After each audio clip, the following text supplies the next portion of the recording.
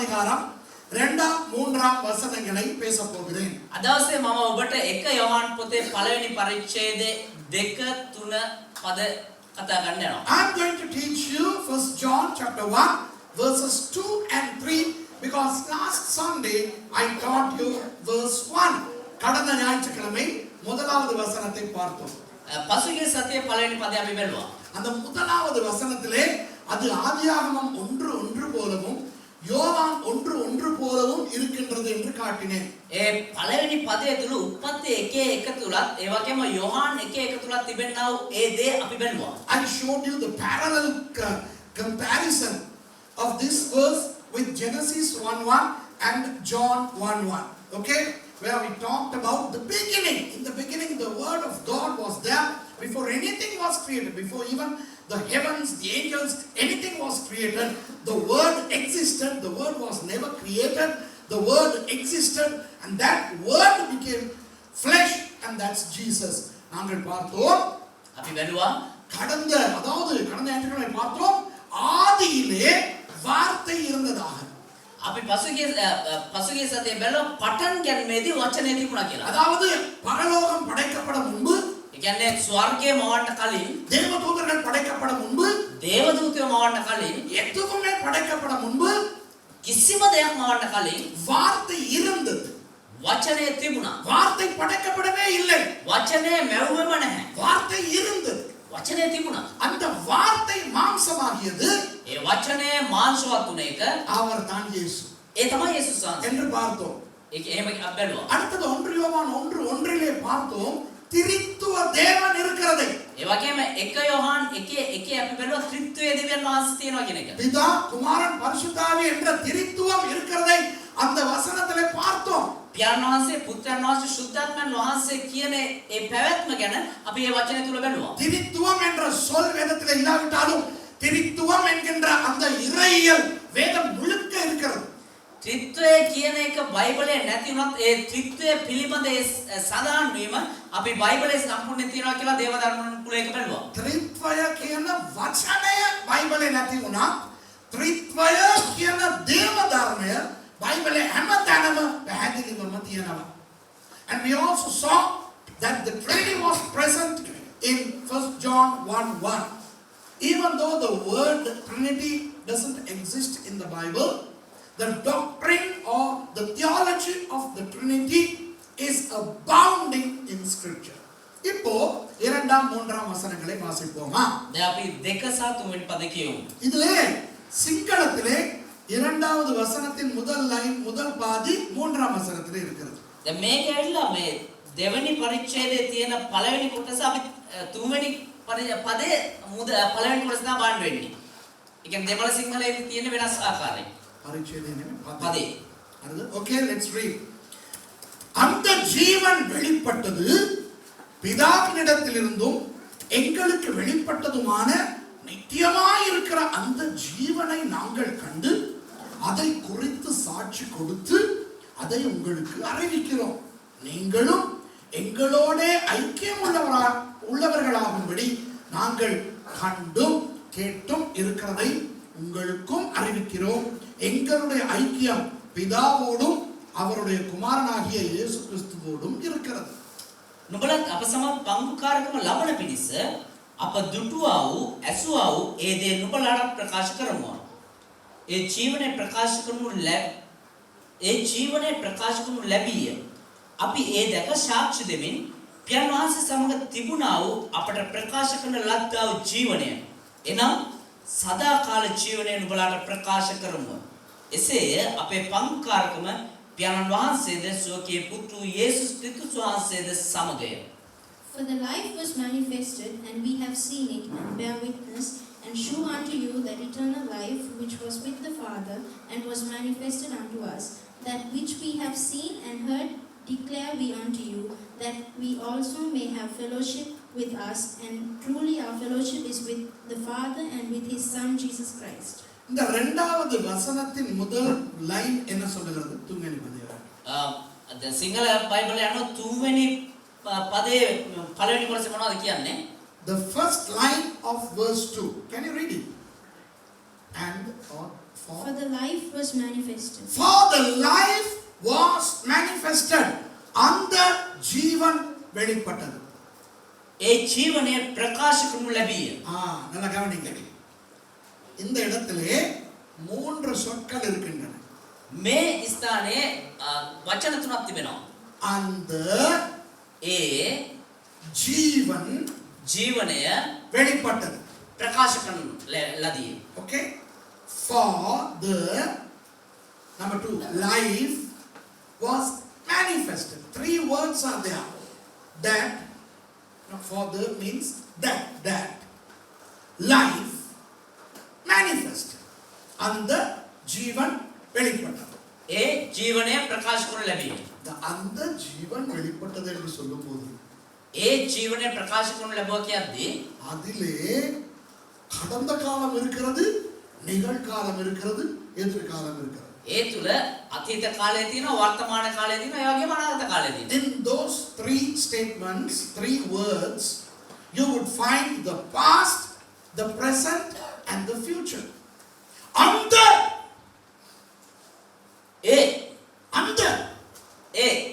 okay, for that life, for that அந்த என்றால் எந்த? ඒ කියලා කියන්නේ මොකද්ද? முதலாவது வசனத்திலே சொல்லப்பட்ட அந்த ஆரம்பம். පළවෙනි පදය තුල කිව්වා ඒ පටන් ගැනීම. அதாவது எதுவுமே படைக்கப்பட முன்பு இருந்த அந்த.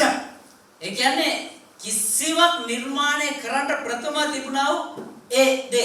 இப்போ பாருங்கள், இந்த பைபிளுக்கு எத்தனை வயது? இந்த ඒ කියන්නේ මේ බයිබලයට වයස කීයද? This word, when did this start to exist? இது எப்போ உருவாக்கப்பட்டது? මේ බයිබල කොයි කාලෙද නිර්මාණය වුනේ? போன வருஷம். යවුරුදු. இது போன வருஷம் அச்சிடப்பட்ட ஒரு புது பைபிள். කියන්නේ මේක ගිය අවුරුද්දේ අච්චු ගහපු අලුත් බයිබලයක්. This Bible is just 1 year old. Okay? இந்த வேதத்திலே எழுதப்பட்டிருக்கின்ற இந்த விடயங்கள் මේ බයිබලය තුල ලියවිලා තිබෙනවා මේ ලියවිල්ල எப்போ எழுதப்பட்டது? කවදාද ලියුවේ?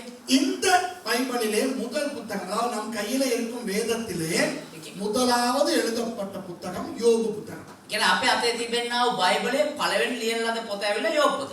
The Bible was written, the first book in the Bible to be written was Job. That was written about 1500 before Christ. இயேசு வருவதற்கு ஒரு 1500 வருஷங்களுக்கு முன்பு எழுதப்பட்டது. කියන්නේ යේසුස් වහන්සේගේ පැමිණීමට අවුරුදු 1500 කලින් ලියන ලද පොත. கடைசி புத்தகமாகிய வெளிப்படுத்தல் இயேசு வந்ததற்கு 100 வருஷங்களுக்கு பிறகு எழுதப்பட்டது. අවසාන පොත ගැන එලිදරව් පොත ලියා තිබෙන්නේ යේසුස් වහන්සේ ආවට පස්සේ අවුරුදු 100කට පස්සේ. The last book in the Bible to be written was Revelation, written around 100 AD. அப்போ எழுதப்பட்ட வேதம் එතකොට ලියන ලද බයිබලය எவ்வளவு பழையது? කොච්චරද පරණ? ஒரு 3500 வருஷங்கள் பழையது. අවුරුදු 3500 කට පරණ. புரியுதா உங்களுக்கு? තේරෙනවද? So the written word of God is just about 3500 years old. ஆனால் இயேசு என்கின்ற அந்த வார்த்தை ඒ වුණාට යේසුස් කියන ඒ වචනය එහෙම නැත්නම් වාක්‍යano அந்த காலத்தை சேர்ந்தது. ඒ කාලයේ සිට පැමිණෙන දෙයක්. But Jesus Christ, the word of God, belongs to that era. What era? Before anything was created. எதுவுமே படைக்கப்பட முந்தி இருந்த அந்த காலத்தில் அந்த வார்த்தை இருந்தது. ஓகேயா? කියන්නේ කිසිවක් නිර්මාණය නොකළ කාලයේදී කිසිවක් නැති කාලයේදී ඒ වචනය තිබුණා. ஓகே?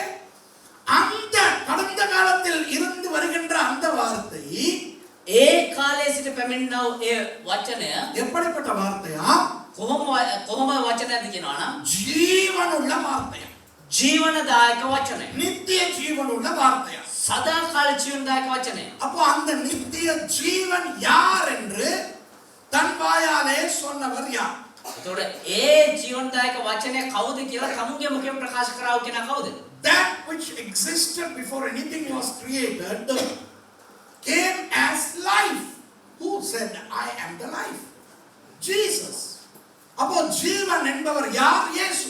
එතකොට ජීවනය කියන්නේ කවුද? යේසුස් වහන්සේ. அந்த இயேசு இப்போ எங்களோட இருக்கிறாரா? යේසුස් වහන්සේ දැන් අපිත් එක්ක ඉන්නවද? ஆம், எங்களோடு இருக்கிறார். ඔව් අපිත් එක්ක ඉන්නවා. அவர் தான் சபைக்கு தலையாக இருக்கிறார். උන්වහන්සේ සභාවට හිසව සිටින්නේ. That Jesus is with us. He is the head of this church.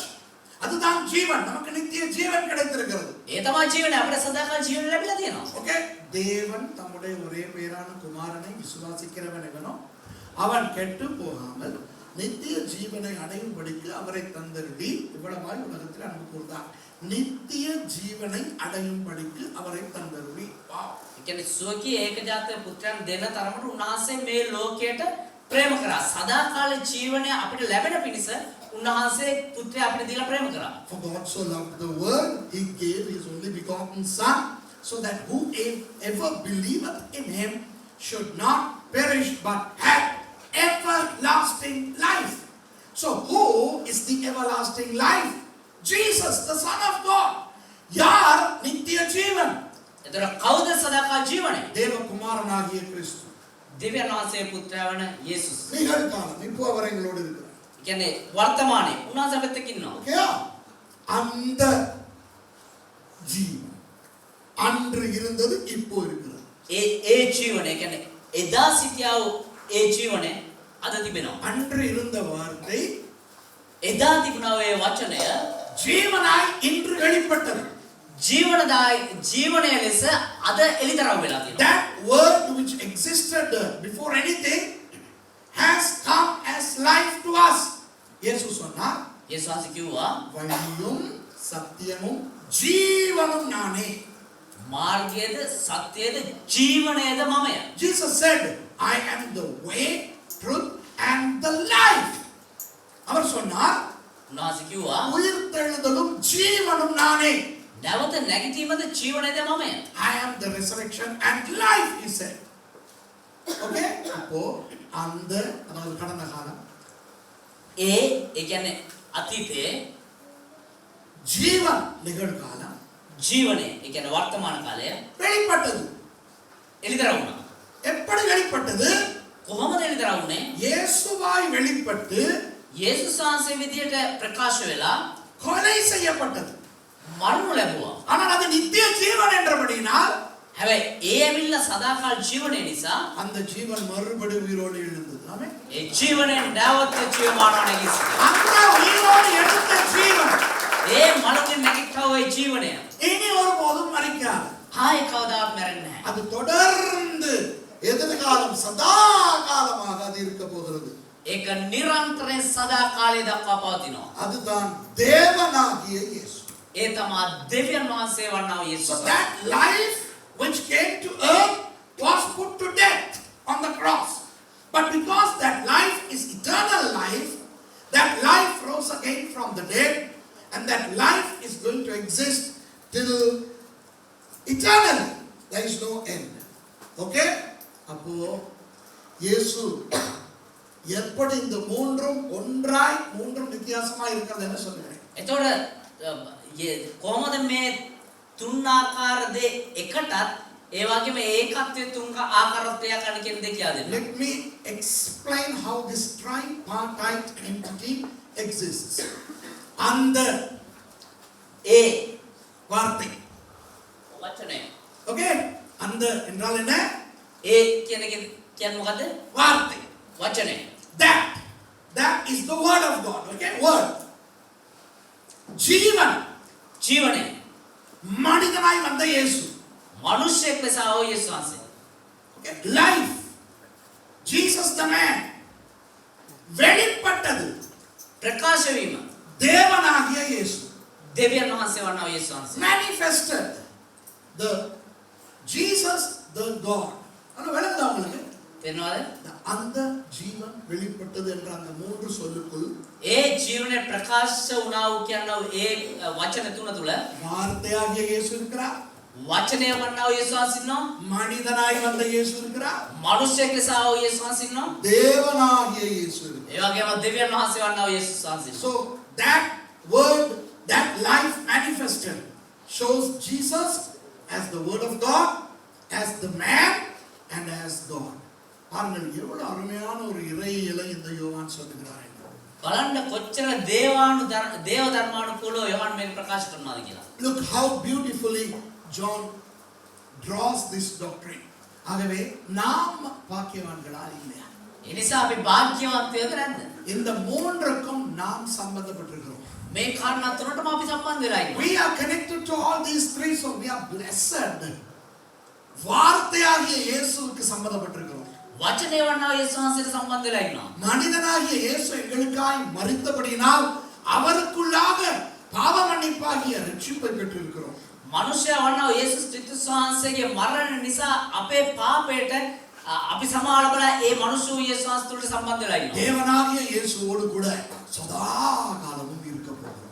දෙවියන් වහන්සේ වන්නා යේසුස් ක්‍රිස්තුස් වහන්සේ සමග අපි සදා කාලෙම ජීවත් වෙන්න. நாம் எவ்வளவு பாக்கியவான்கள். එවනම් අපි කොච්චර වාග්යවන්තයෝද? We are connected with Jesus, the Word of God, and then we are connected with Jesus, the man who came and died, through whom we received salvation, and we are connected to God Jesus so that we can live eternally with him. இதை யோவான் சொல்லிவிட்டு சொல்லுகிறார், මේක යෝහන් කියලා වෙලා කියනවා அந்த ஜீவன் வெளிப்பட்டது ඒ ජීවනයේ ප්‍රකාශ කරනු ලැබිය பிதாவினிடத்தில் இருந்ததும் පියාණන් වහන්සේ සමග තිබුණා වූ எங்களுக்கு வெளிப்பட்டதுமான අපට ප්‍රකාශ කරන ලද්දා වූ நித்தியமாய் இருக்கிற அந்த ஜீவனை நாங்கள் கண்டு ජීවනයේ එනම් සදාකාල ජීවනය නුඹලාට ප්‍රකාශ කරමු. අපි දැක කියලා නැද්ද? කලින් කියනවා ඒ ජීවන ප්‍රකාශ කරනු ලැබිය අපි ඒ දැක සාක්ෂි දෙන්න. And we have seen it and bear witness and show unto you that Okay. eternal life. Yeah, he was with the Father, right? அவர் பிதாவினிடத்தில் இருந்தார். උන්වහන්සේ පියාණන් වහන්සේ සමග සිටියා. இப்போ இந்த பிதாவினிடத்தில் இருந்தார் என்று சொல்லும்போது ඒතර පියාණන් වහන්සේ සමග සිටියා කියලා කියද්දී பிதாவும் இவரும் வேறு, පියාණන් වහන්සේ මොහොත් වෙනස්, ஆனால் பிதாவும் இவரும் ஒன்று. ඒ වුණත් පියාණන් වහන්සේත් මොහොත් එක්කෙනයි. அதை நாம் புரிந்து கொள்ள முடியாது. අපිට ඒක තේරුම් ගන්න බෑ. யோவான் 1:1 அது வருகிறது அழகாக. යෝහන් 1:1 ලස්සනට එනවා. ஆதியிலே வார்த்தை இருந்தது, පටන් ගැනීමේදී ආරම්භයේදී වචනේ වාක්‍යano සිටිසේක. அந்த வார்த்தை தேவனிடத்தில் இருந்தது, ඒ වාක්‍යano දෙවියන් වහන්සේ සමග සිටිසේක. அந்த வார்த்தை தேவனாய் இருந்தது. ඒ වාක්‍යano දෙවියන් වහන්සේව සිටිසේක. தேவனிடத்தில் இருந்தது என்று சொல்லும் பொழுது දෙවියන් වහන්සේ සමග සිටිසේක කියලා කියද්දී தேவன் வேறு வார்த்தை வேறு என்பது மாதிரி தெரிகிறது. දෙවියන් වහන්සේට වචනේ වෙනයි වගේ තේරෙනවා. ஆனால் தேவனாய் இருந்தது என்று சொல்லும் பொழுது හැබැයි දෙවියන් වහන්සේව සිටිසේක කියලා කියද්දී அது ரெண்டுமே ஒன்று என்று தெரிகிறது. ඒ දෙකම එකක් කියලා පේනවා. இதை புரிந்து கொள்ள முடியுமா? තේරුම් ගන්න පුළුවන්ද? முடியாது. බෑ. ஊழியக்காரர்கள் இதை விளங்கப்படுத்த முயற்சிக்க கூடாது. දේවදාසයලා මේක තේරුම් කරලා දෙන්න උත්සාහ කරන්න හොඳ නැහැ. You know, here John says that the word was with the Father, and then the word was Father. You know, in John 1:1 it is very clear. In the beginning was the word was with God, and the word was God. When it says the word was with God, it suggests apparently God is different and the word is different. But when it says the word was God, it then says both are one. Many pastors try to explain Trinity and then they get into heresy. இங்க பாருங்க, ஊழியக்காரர்கள், வேத ஆராய்ச்சியாளர்கள், வேத வல்லுநர்கள், දේවදාසයම නැත්නම් Bible විශාරදයෝ Bible ගවේෂකයෝ எல்லா கேள்விகளுக்கும் பதில் தெரிந்த மாதிரி வாழக்கூடாது. හැම ප්‍රශ්නයකටම උත්තර දන්නවා වගේ ජීවත් වෙන්න හොඳ නැහැ. இப்போ இந்த நிகழ்ச்சியை பார்க்கின்றவர்கள், உலகத்தில் என்னுடைய பிரசங்கங்களை பார்க்கின்றவர்களில் நிறைய பேர் என்ன நினைக்கிறார்கள்? දැන් මේ වැඩසටහනට සම්බන්ධ වෙලා ඉන්න කට්ටිය ඒ වගේම දේවදාසයාගේ වැඩසටහන ලෝකයේ බොහෝ තැන්වල ඉඳලා බලන කට්ටිය මොනවද හිතන්නේ? பாஸ்டர் சுரேஷ்க்கு எல்லாம் தெரியும். ආසුරේෂ්ඨ සේරම දන්නවා. You know, many people who watch my programs from all over the world, you know, some people think that Pastor Suresh knows everything. ஐயோ, எனக்கு வர்ற ஈமெயில்கள்ல கேட்கிற கேள்விகளை பார்த்தா எனக்கு பைத்தியம் பிடிக்குது. ආසුරේෂ්ඨ එන්නාව සමහර ඊමේල් වල අහන ප්‍රශ්න දැක්කම පිස්සු හැදෙනවා. இப்போ இந்த 2 கிழமையாக எனக்கு வருகிற ஏனோ தெரியவில்லை, நிறைய பேர் எழுதி ஒரே கேள்வியை கேட்டுக்கொண்டு என் உயிரை வாங்குகிறார்கள். ඇයි කියලා දන්නේ මේ සති කීපයක් දෙකක් තුනක් තිස්සේ ඉඳලා එකම ප්‍රශ්නේ බොහෝ දෙනා අහගෙන ප්‍රශ්නේ පණ ගන්න හදනවලු. For the past couple of weeks, I am receiving many emails asking the same question. நான் அந்த இமெயில் ஐடியை கூட பார்த்தேன். ஒரே ஆட்கள் தான் கேட்குறாங்க. இல்ல வெவ்வேறு நாடுகளில் இருந்து நிறைய பேர் ஒரு கேள்வியை கேட்டு என்னுடைய உயிரை வாங்குகிறார்கள். මේ එක්කෙනාද මේ එකම ප්‍රශ්නේ අහගෙන ඉන්නේ කියලා හොයලා බැලුවා නෑ. බොහෝ තැන්වල ඉඳලා බොහෝ වෙනස් වූ පුද්ගලයෝ මේ එකම ප්‍රශ්නේ අහගෙන ඉන්නේ. Sometimes I thought, there may be one person asking this question through different emails. But no, different people. என்ன தெரியுமா? මොකක්ද දන්නවද? அந்த இயேசு சிலுவையில் அறையப்பட்ட அந்த சமயத்தில் යේසුස් ක්‍රිස්තුස් වහන්සේ කුරුසේ අනගැසෝ ඒ කාලේ அவர் மரித்து உயிர்த்தெழுந்தார் அல்லவா? උන්වහන්සේ මලවුන්ගෙන් නැගිට්ටානේ. அப்போ திடீரென கல்லறைகள் திறக்கப்பட்டனவாம். ඒවා එතකොට එක පාටම මේ ගල් ගුහාවේ මේ ගුහා විවෘත වුණාලු. ගල්ගුහා නෙමෙයි සෝන් ගෙවල් විවෘත වුණාලු. කල්ලරේ කියන්නේ ගල්ගුහා නෙමෙයි පුතේ. සෝන්. සෝන් විවෘත වුණාලු. பரிசுத்தவான்கள் நிறைய பேர் உயிரோடு எழும்பி සුද්ධවන්තයෝ බොහෝ දෙනා නැගිටලා அநேகருக்கு காணப்பட்டார்களாம். බොහෝ දෙනාට ප්‍රකාශ වුණාලු. எத்தனை பேர் பைபிள் அதை கண்டிருக்கீங்க? කීදෙනෙක් එක බයිබලේ දැකලා තියෙනවා? வேதம் சொல்லுகிறது.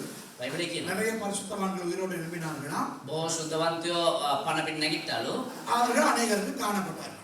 බොහෝ දෙනෙකුට යාළ ප්‍රකාශ වුණාලු. என்னிடத்துல கேட்கிறார்கள், දේවදාසයන් අහනවා அவர்கள் யார்? ඒගොල්ලෝ කවුද?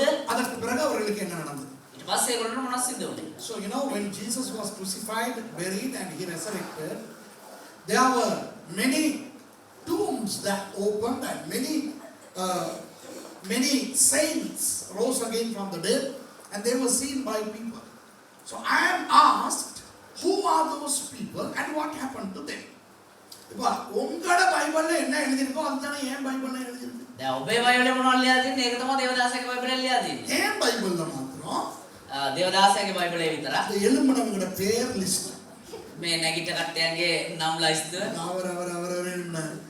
මෙයා අර එක්කන අර නැගිට්ටා. அவர் அப்புறம் அங்க எல்லாம் போனாரு. ඊට පස්සේ අර මේ අන්න අර ගියා. இவர் இந்த பக்கம் எல்லாம் போனார். அப்படி ஏன் பைபிள்ல மட்டும் எழுதிருக்காங்க? මෙයා මේ පැත්තට ගියා. එහෙම කියලා පාස්ටේ බයිබලේ විතර ලියලා තියෙනවා. இது சரித்திரத்தில் ஆராய முடிகின்ற ஒன்றா? මේක ඉතිහාසය තුළ ඓතිහාසික හොයන්න පුළුවන් දෙයක්. இது அகழ்வாராய்ச்சியிலே கண்டுபிடிக்கக்கூடிய ஒன்றா? මේක ගවේෂණය කරලා මේ පරීක්ෂණ කරලා හොයාගන්න පුළුවන් දෙයක්. எனக்கும் தெரியாது. තොර දේවදාසයන්ට ඒක නැහැ. அப்புறம் ஏன் உயிரை வாங்குறீங்க? ඒවනම් ඒ දේවදාසය පණ ගන්නද? தெரியாதுன்னு சொன்னா දන්නේ නැහැ කියලා කිව්වනම් பதில் இமெயில் வருது. ඊළඟට උත්තර ඊමේල් එකක් එනවා. எனக்கு தெரியும் பாஸ்டர் நீங்க ரொம்ப பிஸின்னு. මම දන්නවා පාස්ටර් ගොඩාක් බිසි කියලා. ஆனா உங்களுக்கு டைம் இருக்கும்போது நீங்க பதில் அனுப்புங்கங்கறாங்க. ඒ වුණාට කමක් නැහැ පාස්ටර් වල වෙලාවක් තියෙන වෙලාවක මට උත්තරය එවන්න. ஹலோ හලෝ பிஸி நேரமும் எனக்கு தெரியாது. பிஸி இல்லாம இருக்கும்போது எனக்கு தெரியாது. මේ කාරණා වෙලා කාර්ය බහුල වෙලාවෙදිත් දන්නේ නැහැ. නිකන් ඉන්න වෙලාවටත් දන්නේ නැහැ. Some people think that I'm just evading their questions and they write to me saying, it's okay pastor, you give me the answer at leisure when you get time. As if they think that I know the answer and I don't have the time to answer them. Okay? அப்புறம் வெளிப்படுத்தின விசேஷத்தை கற்றுக் கொடுத்துட்டேன் இல்லையா? දැන් එලිදර පොත pastor කියනවානේ. அதான் 43 வாரங்களா படிச்சு கொடுத்து முடிச்சிட்டேன். ඒක 43 පාඩම් 43ක් උගන්ලා ඉවර කරා. இவ பிரசங்கம் எல்லாம் பண்ணி முடிச்சிட்டேன் தானே. දැන් දේශනා කළා සේර ඉවර කරානේ. சில பேர் கேட்பாங்க எழுதி. සමහරව ලියලා අහනවා. அந்த 7 எடி முழக்கங்களும் எதை குறிக்குது? ඒ ஹொரணே. හොරණෑ හත මොකක්ද? I have taught the book of Revelation in 43 episodes and I have covered the entire book. Now some people write and ask, what is the message of the seven thunders? ஆண்டவர் யோவானுக்கு என்ன சொன்னார்? දෙවියන් වහන්සේ යොහන්නට මොනවද කිව්වේ? அந்த 7 இடி முழக்கங்களின் விஷயத்தை எழுதாதே சொன்னார். ඒ හොරණෑ හත පිළිබඳව ලියන්න එපා. யோவான் எழுதவில்லை. යොහන් ලිව්වේ නැහැ. அப்ப அது யாருக்கு தெரியும்? ඒතර කාටද දන්නේ ඒක? ஆண்டவருக்கும் யோவானுக்கும் மட்டும்தான் தெரியும். දෙවියන් වහන්සේට යොහන්නත් විතරයි. ஆண்டவர் யோவானுக்கு சொன்னாரா, දෙවියන් වහන්සේ යොහන්ට කිව්වලු அந்த அர்த்தத்தை நீ எழுதி මේකේ අර්ථය නුඹ ලියලා என்வெலப்ல போட்டு එන්ලොප් එකකට දාලා 2000 வருஷத்துக்கு பிறகு சுரேஷ்னு ஒருத்தன் போறான், අවුරුදු 1000කට පස්සේ මේ සුරේෂ් කියලා කෙනෙක් ඉපදෙනවා. அவனுக்கு மாத்திரம் கிடைக்கிற மாதிரி ஒரு லாங் ஸ்லோ போஸ்ட்ல போஸ்ட் பண்ணணும்னு சொன்னாரா? එයාට විතරක් ඒක හම්බෙන විදිහට අර දීර්ඝ වූ ඉතා මේ හෙමින් ගමන් කරනා ඔය තැපල් මාර්ග ක්‍රමයකට දාන්න කියලා කිව්වා. அதுதான் Eh? So some people ask me about the seven thunders. What did God tell Job? Hey, seal it up. Don't write the explanation. So how would I know? Paul எவ்வளவு உயரம்னு என்கிட்ட கேக்குறாங்க. அவர்தான் கொஞ்சம் உசதி கிலா பாஸ்டிங் ஆனார். People are asking me how tall was Paul? நானா அவருக்கு trouser வாங்கி கொடுத்தேன். පාස්තුදයාට මේ කලිත කරන් දුන්නේ. நானா அவருடைய டெய்லர் கிட்ட போயிட்டு அதுல எவ்வளவு எத்தனை இன்ச் அவருக்கு கேட்டேன். පාස්තුදයා එයාගේ මේ උස කොච්චරද කියලා ටේලර් ගාවට ගිහලා උස මැල්ලද දුන්නේ. How do I know how tall was Paul? Did I stitch the trouser to him? அந்த பவுல்ட மாம்சத்துல ஒரு முள் கொடுக்கப்பட்டிருக்குது. அது என்னன்னு கேக்குறாங்க. පවුල්ගේ මාංශය අරක කට්ටක් තිබුණා ඒ මොකද්ද කියලා අහනවා. யாருக்கப்பா தெரியும்? மீன் முள்ளா இல்ல இறைச்சி முள்ளா இல்ல ரோசா மரத்துல உள்ள முள்ளா யாருக்கு தெரியும்? කාටද දන්නේ මාළු කට්ටක්ද මාස් කට්ටක්ද ඒව නැත්නම් රෝස මේ කට්ටක්ද යන්නලා තිබ්බ කියලා කවුද දන්නේ? What is the thorn in the flesh of Paul? Pastor Suresh, tell us. How do I know? No, you should know. உங்களுக்கு தெரியணுமே. නෑ මාස්වා දැනගන්න ඕනේ ඒක. இப்போ දැන් நான் பயம் இல்லாம தெரியாதுன்னு சொல்லி அனுப்பிட்டேன். දැන් පාස්ටර් බය නැතුව දන්නේ නැහැ කියලා ලියලා යවනවා. சில ஊழியக்காரர்களுக்கு தெரியாது என்று சொல்ல வெட்கம். සමහර සේවකින්ට දන්නේ නැහැ කියලා කියන එක ලැජ්ජාව. I tell the people if I don't know, I tell them I don't know. But some pastors are sort of they feel ought to say that they don't know. So they fabricate the answer. ஆகவே அவர்கள் பதிலை அவர்கள் கற்பனையாய் உருவாக்கி விடுவார்கள். ඒතර ඒගොල්ලෝ මොනවද කරන්නේ? සමහර උත්තර ඇවිල්ලා මේ හිතලා එහෙම නැත්නම් නිර්මාණය කරගෙන මවඩ කියනවා. ஒரு ஊழியக்காரர் ஜனங்களுக்கு சொல்லி இருக்கிறார். එක සේවකයෙක් මිනිස්සුන්ට කියලා තියෙනවා. பவுல் வந்து கட்டையா, පවුල ඇවිල්ලා මිටි அவருடைய கால் வந்து பக்கலையா. ඒ කුකුල ඇවිල්ලා බකල්ලු. The pastor has taught his people that Paul was short and then he had crooked legs. இப்படிதான் அவர் நடப்பாராம். அதுதான் முள்ளம். එයා මේව බකල් කරනවල ඇවිදින්නේ. ඒක තමයිලු මේ කටුව. விளங்குதா உங்களுக்கு? அப்ப கேக்குறேன் கேனேனா தான் எரும மாடு ஏற வேணும். අහන කෙනා මොඩේක් වුණොත් එහෙම මීහරකුත් ප්ලේන් වෙනවා. A pastor has preached that Paul was short and he had crooked legs. Like that, people try to fabricate answers. அது மாதிரி ඒ වගේ இந்த திரித்துவத்தை பற்றி මේ ත්‍රිත්වය ගැන அது எப்படி தேவனோடு இருந்தது தேவனாய் இருக்க முடியும்னு எந்த கிட்ட கேட்கறாங்க. ඒ කොහොමද දෙවියන් වහන්සේ වෙලා හිටියා දෙවියන් වහන්සේත් එක්ක හිටිය කෙනෙක් අහන්න ඕද නැහැ. So don't ask me how did the word exist in the beginning with God and it was God. I don't know. But I believe. ஆனா நான் நம்புகிறேன். හැබැයි මම විශ්වාස කරනවා. பிதா குமாரன் பரிசுத்தாவியானவர் என்பவர் வேறு, පියන් වහන්සේ පුත්‍රයන් වහන්සේ සුද්ධාත්මයන් වහන්සේ කියන දේ වෙනස්. ஆனால் ஒருவர். හැබැයි එක්කෙනෙක්. I believe that the Father, Son and the Holy Spirit are three persons, but one God. That's all I know. ஆகவே அதை நான் நம்ப வேண்டும். அவ்வளவுதான். එච්චර නේ නිසා මම ඒක විශ්වාස We කරනවා. have to believe that. அப்ப இவர் என்ன சொல்லுகிறார்? ඒතර මෙයා මොනවද කියන්නේ? பிதாவின் இடத்தில் இருந்தது. இப்ப விளங்குதா உங்களுக்கு? පියන් වහන්සේ සමග සිටියා. That which was with the Father. எங்களுக்கு வெளிப்பட்டதுமான. That which was revealed to us. ඒ ජීවනය ප්‍රකාශ කරනු ලැබිය. Okay? புரியுதா? நித்தியமா இருக்கிற அந்த ஜீவனை நாங்கள் கண்டு we saw, okay? அதை குறித்து சாட்சி கொடுத்து அதை உங்களுக்கு அறிவிக்கிறோம். We bear witness to that and then we announce that. අපි ඒ දැක සාක්ෂි දෙමින් පියන් වහන්සේ සමග තිබුණා අපට ප්‍රකාශ කරන ලද්දා ජීවනය එනම් සදාකාල ජීවනය නුඹලාට ප්‍රකාශ කරනවා. ඒ තුන ආපහු කියවන්න බලන්න. அந்த மூன்றை மறுபடி பார்ப்போம். Okay? அந்த ஜீவனை நாங்கள் கண்டு. Number 1 கண்டு. පළවෙනි කාරණාව ඒ දේ අපි දැක. Okay? First we saw. அதை குறித்து சாட்சி கொடுத்து ඒ පිළිබඳව සාක්ෂි දෙමින් now we bear witness to. Number 3 we announce. அறிவிக்கிறோம். තුන්වෙනි කාරණාව ප්‍රකාශ කරනවා. கண்டு දැක சாட்சி கொடுத்து සාක්ෂි දෙමින් அறிவிக்கிறோம். ප්‍රකාශ කරනවා. இதுதான் யோவானுடைய ஊழியம். මේක තමයි යෝහන්ගේ සේවය. This is the ministry of John. Saw, bear witness and announce. இந்த மூன்று காரியத்தை பாருங்க. මේ කාරණා තුන බලන්න. உங்களுக்கு அப்போஸ்தலனாகிய யோவானை போல ஊழியம் செய்ய ஆசையா? ඔබට අපෝස්තල යොහන් වගේ සේවය කරන්න ආසද? Do you love to serve the Lord like the apostle John? Then you have to learn what his ministry was. එයාගේ அவருடைய ஊழியம் என்னவென்று நீங்க கண்டுபிடிக்க வேண்டும். එවනම් එයාගේ සේවය මොකක්ද කියලා ඔබ දකින්න ඕනේ. எத்தனை பேருக்கு தெரியுதோ தெரியாமலோ புரியுதோ புரியலையோ நான் என்ன ஏன் இதை கேட்கிறேன்னு எத்தனை பேருக்கு விருப்பம் யோவான மாதிரி ஊழியம் செய்ய? கை தூக்கி දන්නවද නැද්ද වැඩක් නැහැ. කී දෙනෙක් කැමතිද යොහන් වගේ සේවය කරන්න? முக்காவாசி பேர் விருப்பம் இல்லை. எனக்கு தெரியும்.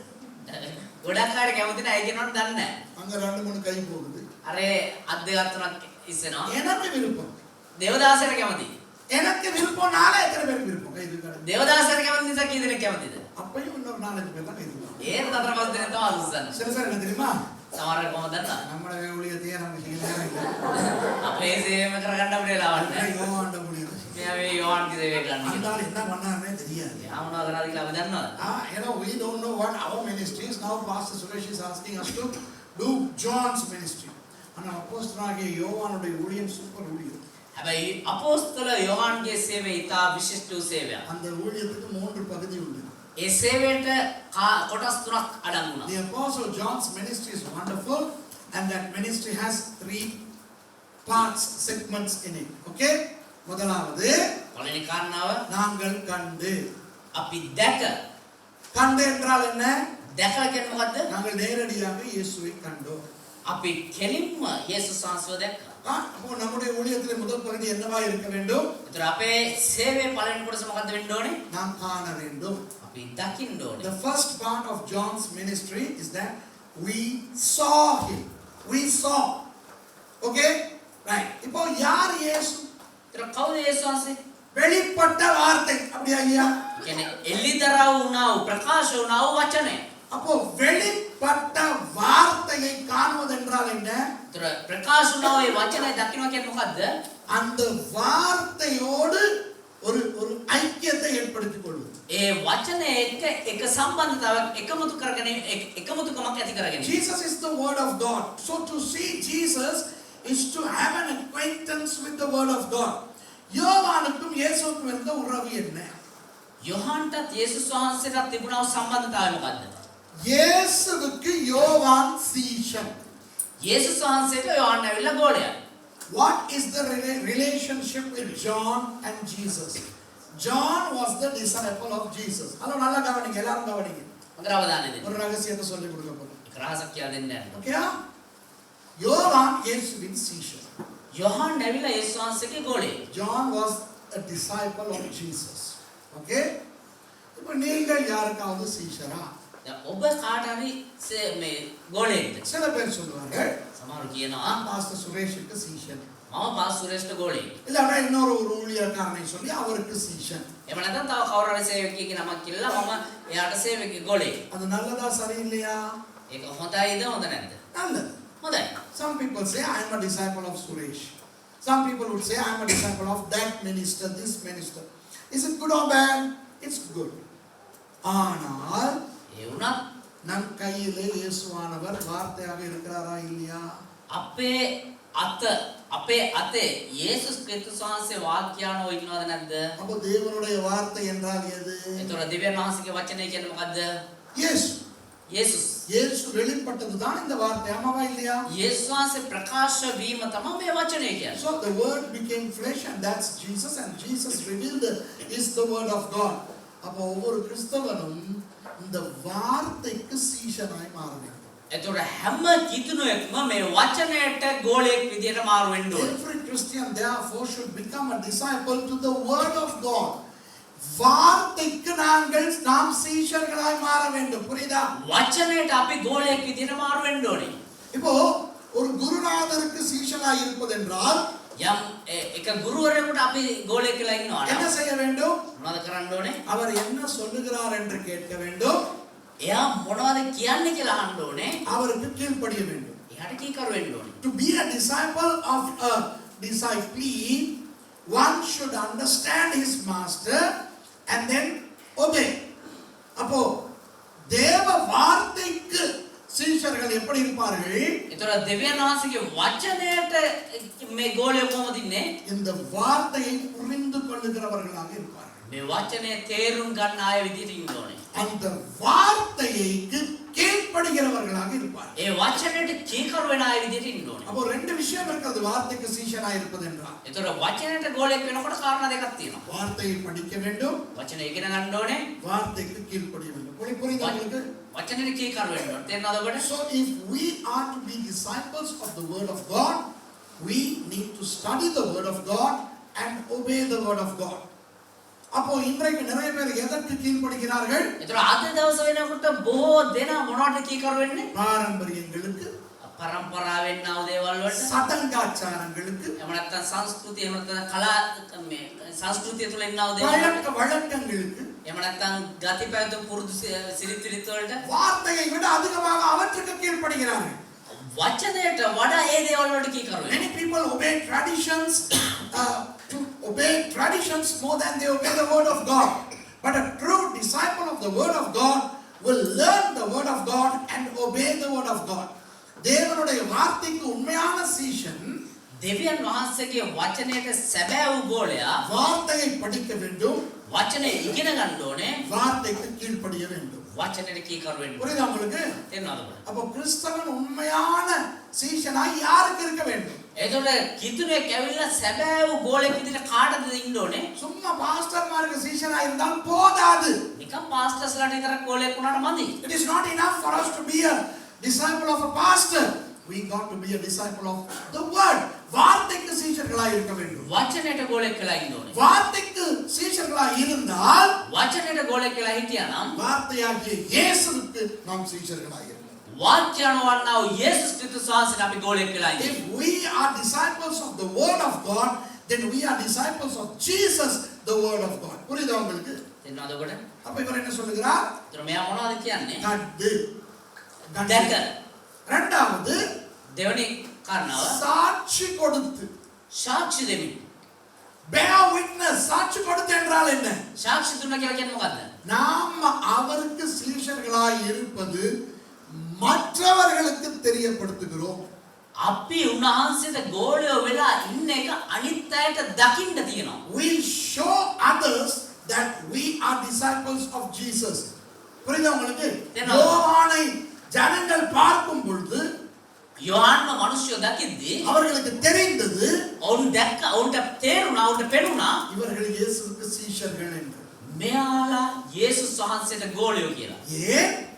ඇයි? அவருடைய வார்த்தை, சிந்தனை, நடத்தையிலே ඔවුන්ගේ වචනය තුල, සිතුවිලි තුල, ඔවුන්ගේ හැසිරීම තුල இயேசுவின் சீஷர்கள் என்பதை அவர்கள் காட்டினார்கள். යේසුස් වහන්සේගේ ගෝලයෝ කියන එක ඒගොල්ලෝ පෙන්වුවා. Through their words, deeds and thoughts, they showed that they are disciples of Jesus. அப்போ சும்மாவே நீங்கள் சொல்லாமலேயே ஜனங்கள் உங்களை பார்க்கும் பொழுது அவர்களுக்கு தெரிய வேண்டும் நீங்கள் கிறிஸ்தவர்கள் என்று. ඒතර අපි කියන්නම නැතුව නිකම්ම අපිව දකිද්දි මිනිසුන්ට තේරෙන්න ඕනේ, දකින්න ඕනේ අපි කිතුනෝ කියලා. Without telling, people should identify you as Christians through your words and deeds. உங்களுடைய வார்த்தை, உங்களுடைய செயல்களிலே அவர்கள் ஒரு வித்தியாசத்தை காண வேண்டும். ඔබේ වචනය තුල, ඔබේ හැසිරීම තුල ඒගොල්ලෝ එක වෙනසක් දකින්න ඕනේ. நீங்கள் கடைக்கு போகும்பொழுது, ඔබ කඩේට යද්දී, தெருவிலே போகும்பொழுது, එහෙම නැත්නම් මාර්ගයේ ගමන් කරද්දී, பொருள் வாங்க போகும்பொழுது බඩු මිලදී ගනිද්දී உங்களுடைய நடத்தையிலே ஜனங்களுக்கு தெரிய வேண்டும் இவர்கள் வித்தியாசம். ඔබේ හැසිරීම තුලම මිනිස්සු දකින්න ඕනේ මේගොල්ලෝ හරිය වෙනස් නේ කියලා. பிச்சைக்காரனுக்கு பணம் கொடுக்கும்போது හිඟන්නේකට මුදල් දෙද්දී அந்த பிச்சைக்காரனுக்கு தெரிய வேண்டும் இது வித்தியாசமான ஒரு ஆள் என்று. ඒ හිඟන්න දැනගන්න ඕනේ මෙයා වෙනස් වූ කෙනෙක් ஒரு කියලා. கடைக்கு போய் சாப்பாடு வாங்கி சாப்பிடும் பொழுது ඒක කඩේකට ගිහිල්ලා කෑම මිලදී අරගෙන කෑම කද්දී அவர்களுக்கு தெரிய வேண்டும் இவர்கள் வித்தியாசம் என்று. ඒගොල්ලෝ දැනගන්න ඕනේ මේගොල්ලෝ හරිය වෙනස් කියලා. ஏதோ ஒரு வித்தியாசம் இவர்களுக்குள்ள இருக்கிறது என்று தெரிய வேண்டும். அதுதான் சாட்சி. මොකද්ද එක වෙනසක් මේගොල්ලෝ තුළ තියෙනවා කියන එක ඒගොල්ලෝ දැනගන්න ඕනේ. ඒක තමයි සාක්ෂිය. In every aspect of your life, you should demonstrate a positive difference to people, and that is bearing witness to the word of God. Okay, yeah? அப்புறம் ඊට පස්සේ மூன்றாவதாக තුන්වෙනුව அறிவிக்கிறோம். ප්‍රකාශ කරනවා. அறிவிக்கிறோம். ප්‍රකාශ කරනවා. Thirdly, we announce. we announce. அவர் சொல்கிறார் கண்டு එයා කියනවා දැක சாட்சி கொடுத்து සාක්ෂි දෙමින් அறிவிக்கிறோம். ප්‍රකාශ කරනවා. அறிவிக்கிறது தான் ஊழியம். ප්‍රකාශ කිරීම තමයි සේවය. புரியுதா உங்களுக்கு? So he says he saw and then he bore witness and then he announced it. அன்றைக்கு நான் கலா போயிருந்தேன். මේ දවසක් පාස්ටර් ගලා ගියා. அப்போ நான் செலிங்கோ இன்சூரன்ஸுக்கு போயிருந்தேன். දැන් සෙලින්කෝ ඉන්ෂුරන්ස් එකට ගියා. அப்போ நான் போன பொழுது அங்கே ஒரு பெண் உட்கார்ந்திருந்த இன்சூரன்ஸ்ல வேலை செய்றவங்க போல இன்னும் ஒரு பெண் உட்கார்ந்திருந்தார். ඒතර මේ සෙලින්කෝ එකේ වැඩ කරනවා වගේ ඒ වගේ ගෑනු කෙනෙක් ඉඳගෙන ඉඳලා තියෙනවා. நடக்கிறேன்னு ஆயிட்டா அமர்த்தறாங்க. ගෑනු කෙනෙක් Sitting gyan කෙනෙක් ඇවිල්ලා ඉඳගෙන හිටියා. Okay, I went to the Selinko insurance to do a work and then there was another lady who had just come there. அந்த பெண் நான் வந்த விதத்தை பார்த்தா ඒ ගෑනු කෙනා පාස්ටර් ඇතුළු වුණු විදිය දැකලා நான் உட்கார்ந்ததை கவனிச்சா ඉඳගත් එක අවධානය යොමු කරගෙන හිටියලු. என்னுடைய வேலையை நான் சொன்ன விதத்தை அந்த பெண் பார்த்தார். පාස්ටර්ගේ වැඩ කොටස කියපු විදිය එයා බලලා දෙනවා. அந்த வேலை முடிந்த பிறகு ඒ වැඩ ටික ඉවරනාට පස්සේ அந்த செலிங்கோ கம்பெனில இருக்கிற எல்லாருக்கும் நான் ஒரு சந்தோஷமா பணம் கொடுத்தேன். ඒ සෙලින්කෝ එකේ ඉන්න හැමෝටම පාස්ටර් සන්තෝෂයෙන් යම් මුදලක් දීලා තියෙනවා. கொஞ்சம் பெரிய பெரிய தொகை கொடுத்தேன். පොඩ්ඩක් වැඩිපුර ගණන් දීලා තියෙනවා. இதெல்லாம் அந்த பொம்பளை பார்த்தேன். මේ සේරම ඒ ගෑනු කෙනා බලලා දැකලා තියෙනවා. இவங்க எல்லாம் என்னை பாஸ்டர்னு கூப்பிடுறதையும் அந்த பொம்பளை கவனிச்சேன். දැන් මේ සේරම පාස්ටර් කියලා කතා කරන එකත් ඒ ගෑනු කෙනා බලලා තියෙනවා. இப்போ நான் யார்? දැන් කවුද පාස්ටර් කවුද? இந்த வேதத்தை கண்டு මේ වචනය දැකලා கண்டென்றால் இதை ஆராய்ந்து ඒ කියන්නේ මේ වචනය එහෙම නැත්නම් බයිබලය විමසලා அதற்கேற்ற சாட்சி யார் வாழ்ந்து விட்டேன். ஓகேயா?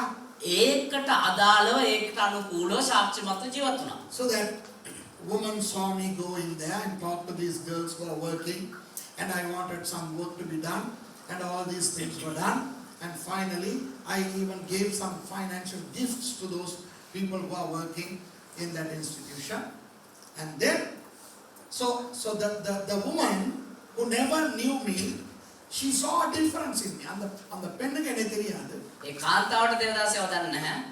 அவர் ஒரு வித்தியாசமான ஒரு ஆளை கவனிச்சிட்டார். அவட புரியுதா உங்களுக்கு? හැබැයි ඇය ඉතා වෙනස් වූ පුද්ගලයෙක්ව දැක්කා.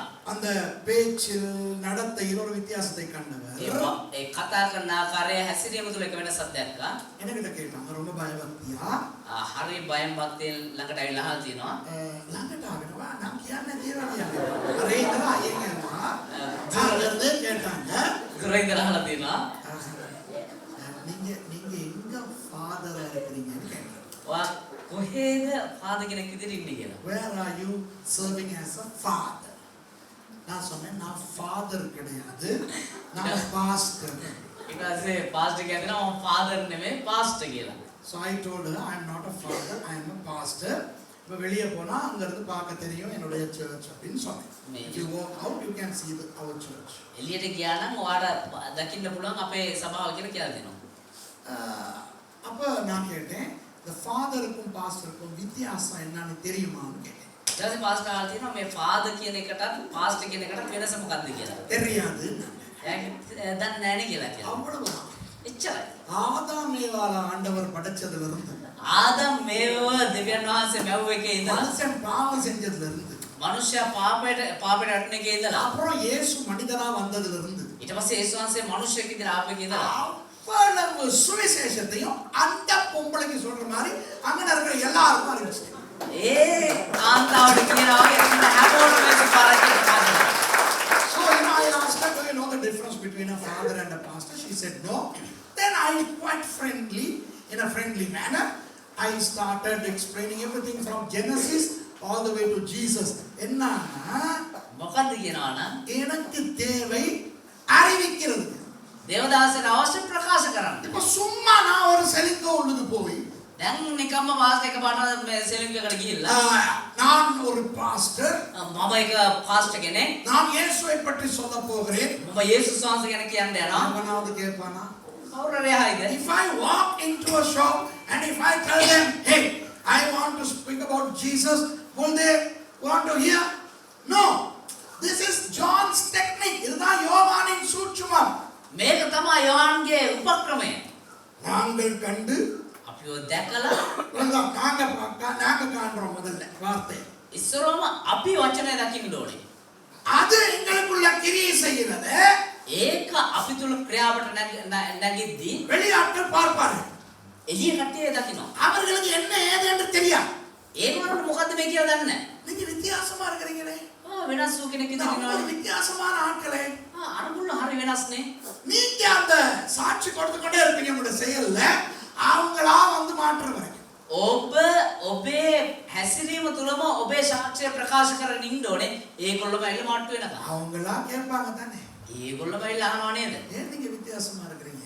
අයියෝ වෙනස් වූ විදියට ඉන්නේ. மாட்டிக்கிட்டீங்க.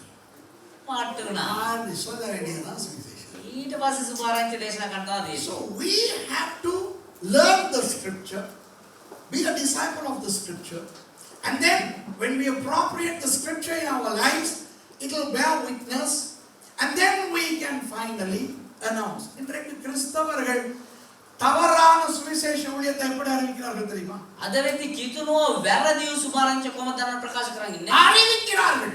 ප්‍රකාශ කරනවා. ஜனங்கள் அதை கேட்டுவிட்டு இவர்களை பார்க்க வருகிறார்கள். මිනිස්සු ඒක අහලා මේගොල්ලෝ දකින්න එනවා. வந்தால் அவர்கள் காணுவது பிசாசு. ඇවිල්ලා ඒගොල්ලෝ දකින්න යක්ෂයෙක්. So many people announce, and people are attracted by the announcement. They come, and when they come, what do they see? Demons. வணக்கடா. நான் சொல்றது உங்களுக்கு. කියන්නේ තේරෙනවා? ஆனால் யோவானின் ஊழியம் என்னவா? මේ යොහන්ගේ සේවය කියන්නේ මොකද්ද? முதலாவது நாம் இதை ஆராய வேண்டும். පළමු කොට අපි මේක දකින්න ඕනේ. What's John's ministry? We need to learn the word. விளங்குதா? வசனத்தை படிக்க வேண்டும். වචන ඉගෙන ගන්න ඕනේ.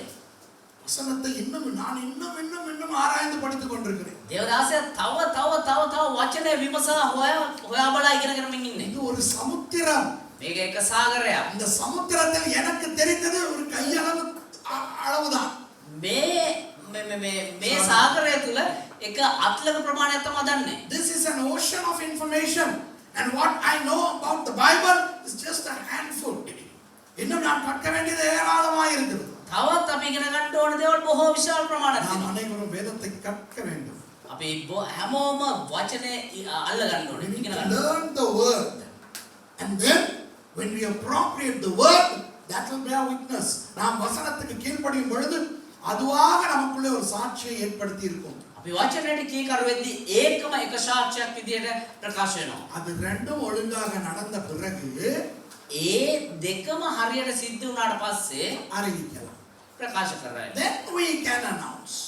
After appropriating the word, then we can announce. இதுதான் யோவானின் ஊழியம். මේක තමයි යොහන්ගේ සේවය. இப்போ சொல்லுங்க, இந்த யோவானின் ஊழியம் செய்ய எத்தனை பேர் விரும்புறாங்க? දැන් කියන්න කී දෙනෙක් කැමතිද මේ යොහන්ගේ සේවය කරන්න? How many of you all like to do John's ministry? இப்போ எல்லாரும் கையெழுத்துறாங்க. දැන් සේරවල කලින් තේරුණා. அதுக்கு பத்மதீபுல கொண்டு போய் போடுவாங்கன்னு நினைச்சாங்க. ඉතින්දී පත්මෝස් දූපතට ගිහලා දාන්න හදනවා කියලා. ஓகே, இப்போ மூன்றாவது வசனம். දැන් තුන්වෙනි පදේ. Okay, verse 3. மகேந்திர உங்களுக்கு செய்யுங்க. நீங்களும் எங்களோட ஐக்கியம் உள்ளவர்களாகும்படி நாங்கள் கண்டும் கேட்டும் இருக்கிறதை உங்களுக்கு அறிவிக்கிறோம். නුඹලත් අප සමග පංගුකාරකම ලබන පිණිස දෙවෙනි පදය. අප දුටුවා වූ ඇසුවා වූ ඒ දේ නුඹලාටත් ප්‍රකාශ කරනවා. That which we have seen and heard declare we unto you, that ye may also have fellowship with us. நான்காவது படி. This is the fourth dimension. හතරවෙනි පඩිය. முதலாவது என்ன? පළවෙනි කොටස මොකද්ද? கண்டு. දැක. சொல்லுங்க எல்லாரும், கண்டு. Number 1, see. සේරම කියන්නේ පළවෙනි කොටස දැක. இரண்டாவது சாட்சி கொடுத்து. දෙවෙනි කොටස සාක්ෂි දෙමින්. Okay, witness. Number 2, witness. Number 3, மூன்றாவது அறிவிக்கிறோம், proclamation. තුන්වෙනි කොටස ප්‍රකාශ කිරීම. Okay? இப்போ நான்காவது. දැන් හතර. நான்காவது என்னவென்றால், හතරවෙනි මොනවද වුනේ කියනවා නම් நீங்களும் எங்களோட ஐக்கியம் உள்ளவர்களாகும்படி. නුඹලත් අප සමග පංගුකාරකම ලබන පිණිස. அதாவது யோவான் என்ன சொல்லுகிறார்? ඒ කියන්නේ යෝහන් මොනවද කියන්නේ? நாங்கள் கண்டு, අපි අපි දැක சாட்சி கொடுத்து සාක්ෂි දෙමින් அறிவிக்கிறோம். ප්‍රකාශ කරනවා. அறிவித்தவுடன் நீங்கள் வந்து விடுவீர்கள் அல்லவா? ඒ සාක්ෂි අසුබ ගමන් ඔයාලා අපි ගාවට එනවනේ. வந்தவுடன் உங்களை கைவிடுவதில்லை. ඒ ආපු ගමන් ඔයාලා වතල්ලා දාන්නේ ஐக்கியமாகும். පංගුකාරකම් වෙනවා. So we saw, we bore witness, and then we announced. What happened? You all came. Now we are not going to leave you after you come. We will have fellowship. அதாவது யோவான் சொல்லுகிறார், ඒ කියන්නේ යෝහන් කියනවා இந்த கிறிஸ்தவர்கள் ஐக்கியப்பட வேண்டும் என்று. මේ කිතුණෝ ඇවිල්ලා එකමුතු වෙන්න ඕනේ இதுதான் කියනවා. நான்காவது அம்சம். මෙන්න තමයි හතරවෙනි කොටස. The fourth dimension of ministry is fellowship. Okay? பரிமாணம். பரிமாணம். முதலாவது பரிமாணம் காணுவது. පළවෙනි අංශය. Dimension. What is dimension in Sinhala? Dimension. அதியரை කියන්නේ? පළවෙනි අධියර. பலவீனி அதியரைய முதலாவது பரிமாணம் காணுதல், வார்த்தையை படித்தல். ஓகேயா? මුල් පියවර ඇවිල්ලා දැකීම, වචනය ඉගෙන ගැනීම. First dimension is to learn the word of God. Okay? இரண்டாவது படிமுறை, இரண்டாவது பரிமாணம் சாட்சி கொடுத்தல். දෙවෙනි පියවර ඇවිල්ලා සාක්ෂි දීම. Second dimension is to bear witness. மூன்றாவது பரிமாணம் அறிவித்தல். තුන්වෙනි පියවර ඇවිල්ලා ප්‍රකාශ කිරීම. Okay, the third dimension is to announce. And the fourth dimension, which is very needed in the church, is the fellowship. Okay, நான்காவது பரிமாணம் மிக மிக முக்கியம் சபைக்கு. හතරවෙනි පියවර ඇවිල්ලා ඉතා වැදගත් සභාවට. ஐக்கியம். පංගුකාරකම එකමුතුකම. இன்றைக்கு பாருங்கள், අද බලන්න ஊழியக்காரர்கள் மத்தியிலே ஐக்கியம் இல்லை. සේවකයෝ අතර එකමුතුකම නැහැ. Pastors, දේවදාසයෝ. சபை பாஸ்டர்மார் மத்தியிலே ஐக்கியம் இல்லை. සභාවේ දේවදාසයෝ අතර එකමුතුකම නැහැ. இதோ லைவ்ல போய் கொண்டிருக்கிறது உலகம் எங்கும் நான் பேசுவது. මේ සජීවව යනවා ලෝකේ පුරාට දේවදාසයන් කතා කරනද. ஒரு சவால் விடுகிறேன். එක මේ අභියෝගයක් ඉදිරිපත් කරනවා. உலகத்திலே எந்த ஒரு பட்டணத்தை வேண்டுமானாலும் எனக்கு காட்டுங்கள். ලෝකයේ ඕන නගරයක් පෙන්වන්න அந்த பட்டணத்துல இருக்கிற எல்லா பாஸ்டர்மாரும் சமாதானமாய், சந்தோஷமாய், நட்போடு, அன்பாய், ஐக்கியமாய் இருக்கிறார்கள் என்று நீங்கள் காட்டுங்கள். ඒ ලෝකේ කොහේ හරි නගරයක් පෙන්වන්න ඒ නගර ඇතුලේ තිබෙනා වූ සභාවල දේවදාසයෝ එකමුතුව ප්‍රීතියෙන් පංගුකාරකම ඇතිව ප්‍රේමය ඇතිව එකට එකතු වෙලා ඉන්න එක. Show me, I challenge you. Show me one city anywhere in the world where pastors are united in fellowship. They love each other. They care for each other. Where there is unity. Show me one city. I challenge you. You will not find. நான் உங்களுக்கு சவால் விடுகிறேன், உங்களால் காட்ட முடியாது. ඔබට අභියෝග කරනවා ඔබට ඒක හොයා ගන්න බෑ. இந்த இலங்கையிலே கொழும்பை எடுத்துக் கொள்ளுங்கள். දැන් ලංකාවේ කොළඹ ප්‍රදේශය ගමු. கொழும்பிலே எத்தனை சபைகள் உண்டு? කොළඹ සභා කීයක් තියෙනවද? எத்தனை பாஸ்டர்மார் உண்டு? දේවදාසයෝ කී දෙනෙක් ඉන්නවද? ஐக்கியமாவா இருக்காங்க? එකමුතුවද ඉන්නේ? இல்ல. නෑ. வத்தலை எடுங்க. වත්තල ගන්න. 170 சொச்சம் சர்ச் இருக்கு. நான் அந்த குட்டி வத்தலைக்குங்க. 170ක් විතර සභා තියෙනවා ඒ පොඩි ටවුන් ඇතුලේ. In Vattala, that small area, there are, I am told, I didn't count, I am told that there are 170 some churches. My goodness, நான் என்னல்ல, எனக்கு சொன்னாங்க. පාස්ටර් කියලා ගණන් කරේ නෑ. කවුද කිව්ව පාස්ටර්? ஐக்கியமா இருக்கிறாங்களா? එකමුතු වෙන්නවද? கண்டியிலே எத்தனை சபைகள் இருக்கின்றன? මේ මහනුවර සභා කීයක් තියෙනවද? எல்லா பாஸ்டர்மாரும் ஐக்கியமா இருக்கிறார்களா? හැම දේවදාසෙම එකමුතුවද ඉන්නේ? Are the pastors in Kandy, you know, they are happy with each other? இந்த பக்கத்துல இருக்க கலாவை எடுங்க. මේ ළඟ තිබෙනා ගලා නගරය ගන්න. கலாவில் இருக்கிற பாஸ்டர்மார் சந்தோஷமா சமாதானமா இருக்கிறாங்களா? මේ ගලා ඉන්නා දේවදාසයෝ සන්තෝෂයෙන් සමාදානෙන් ඉන්නේ. Take this little town called Galaha. Are the pastors in Galaha, you know, okay with each other? Do they have a good fellowship? வெட்கக்கேடு. ලැජ්ජා වෙන්න. இந்த உலகத்திலே ஒரு நகரம் இல்லை. මේ ලෝකයේ ඇතුලේ කිසිම නගරයක් නැහැ. பாஸ்டர்ஸ் மார் சந்தோஷமா இருக்குது. දේවදාසයෝ සන්තෝෂයෙන් ඉන්න. புதுமையா இருக்குப்பா. මේක පුදුම சபைகளுக்கு இடையிலே ஐக்கியம், ஃப்ரெண்ட்ஷிப், நட்பு இருக்குதா? සභාව ඇතුලේ මේ එකමුතුකම එහෙම නැත්නම් මේ සම්බන්ධතාවය තියෙනවද? இல்லை. නෑ. அந்த சபையில கூட்டம் ஸ்பெஷல் கூட்டம் நடந்தா இந்த சபாக்கு போகவே மாட்டோம். අර සභාවේ විශේෂ රැස්වීමක් තියෙනවා මේ සභාව කට්ටිය යන්නෙම නෑ. ஐயோ என்ன போட்டி, என்ன போராமம், என்ன சண்டை தெரியும். අයියෝ මොන තරංගයක්ද මොන තරම් ඉරිෂ්‍යාවක්ද මොන වගේ රණ්ඩුද? எத்தனை சபைகளுக்கு பிரச்சனை இருக்கிறது. உதவி செய்கிறார்களா மற்றவர்கள்? කොච්චරදෝ සභාවලට ප්‍රශ්න තියෙනවා උදව් කරනවද අනිත් කට්ටිය? ஜெபிக்கிறார்களா அவர்களுக்காக? ජාත්‍යා කරනවද ඒගොල්ලෝ උදෙසා? There are so many churches with problems and difficulties. Are the other churches supporting them, upholding them, praying for them? No.